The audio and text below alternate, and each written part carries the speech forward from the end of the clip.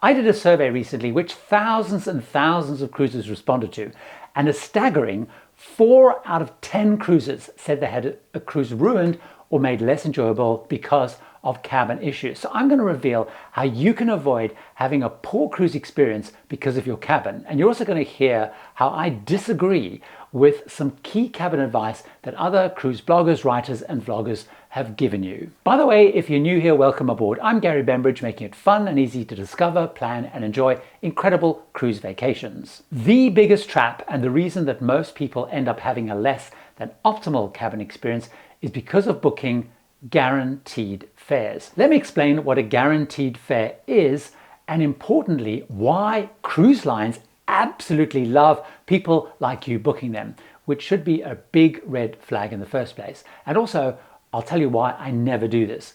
A guaranteed fare is where you don't get to choose a specific cabin and you just book one in a broad grade, inside, ocean view, balcony or a suite.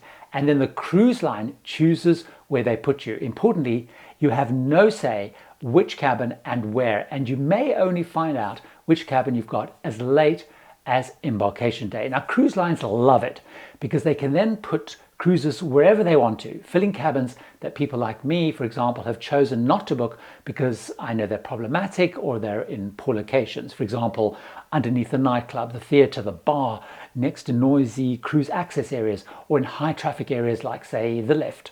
Now, in my poll, most people having a poor cruise confirmed in that it was from booking guaranteed fares. For example, Sylvia left a comment who was allocated a cabin on Holland America New Statendam underneath BB King's Blues Club with loud late night music.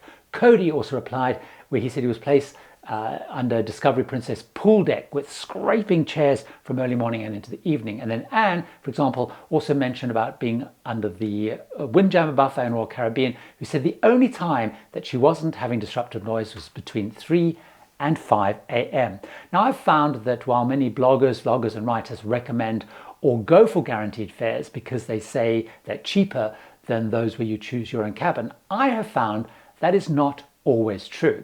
I found, for example, especially when booking early, I could still choose my cabin for the same price as a guaranteed fare. I did that for future Royal Caribbean, Holland America and Celebrity cruises that I've got booked. So always check the difference in price. And if there is one, ask yourself, is paying slightly more to guarantee a very specific cabin that's unlikely to have issues is actually better value in the end? I personally think it is. Another cruise cabin trap many fall for is another one that the cruise lines absolutely love: auto upgrades. This was the second biggest reason cruisers said in that survey that led to their bad cabin experience. It was one that I fell for very early in my cruise journey with a terrible experience on P&O cruises. Let me explain this trap before telling you what actually happened to me. Now, usually when you book a cruise, you are by default opted in to accept an auto upgrade. And most people, of course, stay opted in because most people think an upgrade must be a great and positive thing. Now, importantly, you normally need to actively opt out of an auto upgrade, either by ticking a box if you're booking online or asking your travel agent or the line booking agent to remove the option. It's very important to absolutely do that.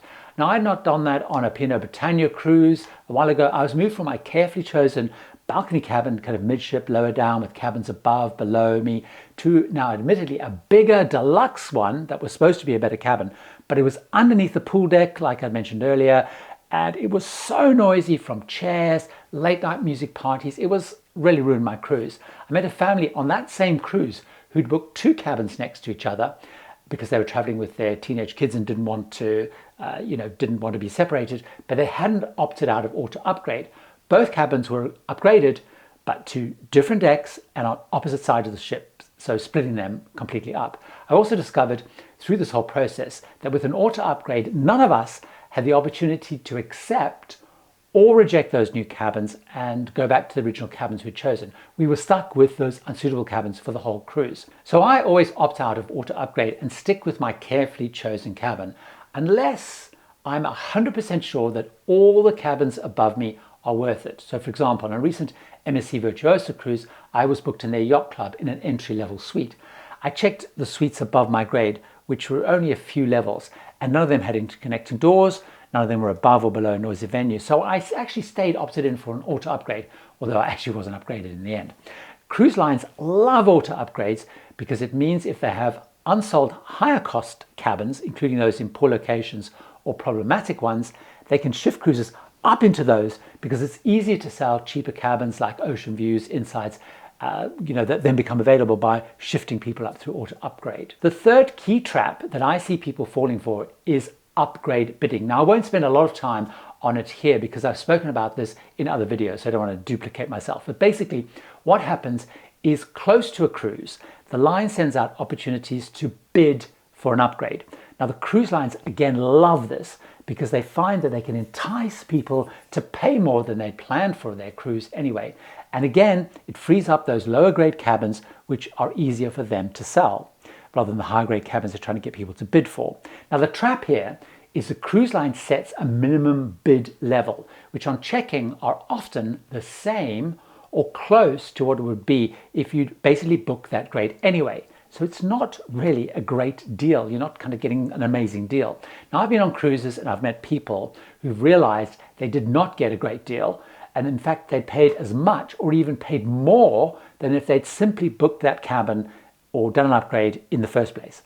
On my last Celebrity Edge cruise, I met a great couple who bid for an upgrade into one of those beautiful 2-level Edge suites. And they worked out that they'd paid more than if they'd just booked it or upgraded it separately in the first place.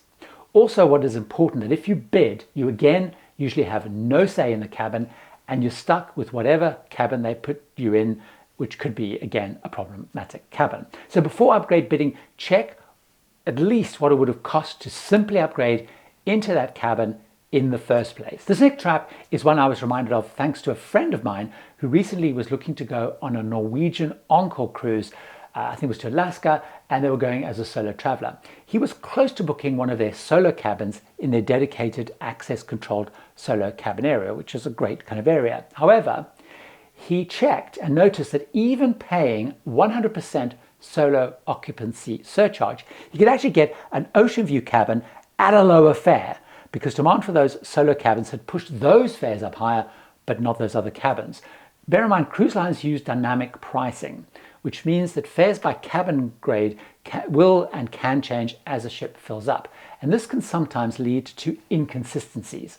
So if, say, balcony cabins are in high demand, the differential between that and, say, an entry-level suite that is selling less fast may be surprisingly small.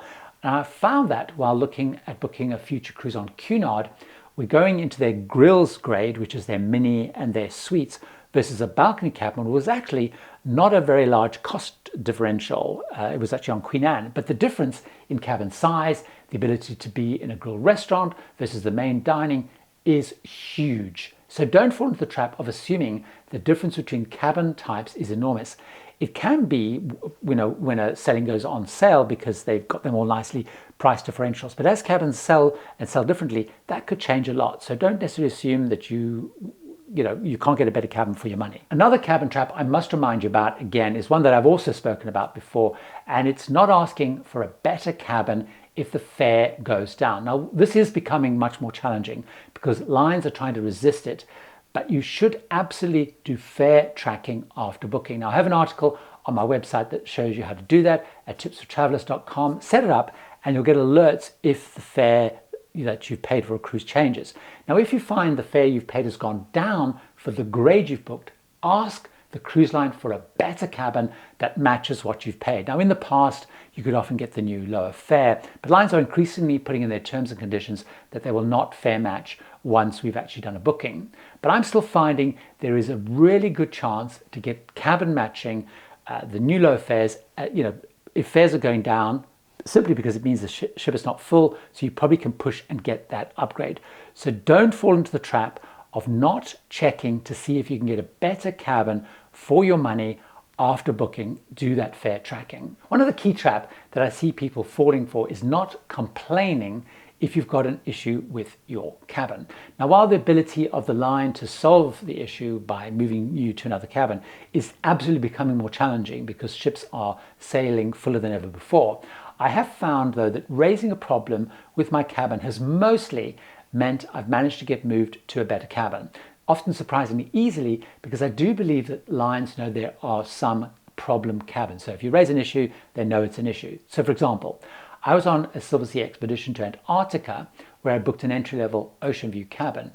It had a terrible kind of banging noise at various times of the day, including early morning. I raised it with the hotel director and they immediately moved me to a great alternative cabin, which actually had a balcony by the way, and it didn't have any noise. I discovered that the people in the cabin next to me had the same issues, discussed it, and had also been moved, which suggests these are probably known problem cabins. Now some argue that these moves happen because I'm known because of my channel, but I've got a string of similar experiences from people that left comments in that survey I mentioned about that had raised an issue and had got them moved to a better cabin. So it's definitely something that you should do. Don't be shy to ask, and of course ask in a firm but polite way, and if the cruise lines can help you, I generally think they will. Don't be one of those 4 out of 10 cruisers whose vacation is not perfect due to a cabin issue. Now there are actually some other general cruise traps that I see people are falling for right now that I talk about in this video. So why don't you join me over there where I talk about the biggest trap that's happening right now that you need to know about and avoid. See you over there.